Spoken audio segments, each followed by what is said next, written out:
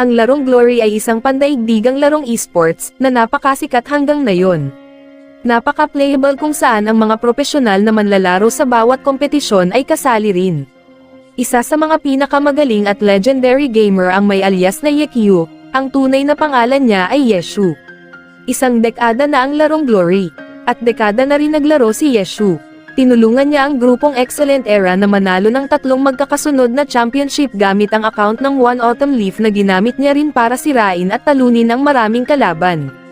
Sa kasamaang palad, siya ay pinaalis sa kanyang koponan kahit na siya ay napakahusay dahil lamang sa mga personal na kadahilanan.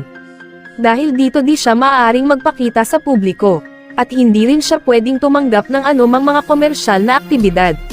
Kahit na sa kabila ng kanyang mahusay na abilidad sa laro, sa bawat laro ng dati niyang koponan sa mga kompetisyon ay hindi na ito naging kagaya noon, ito'y mistulang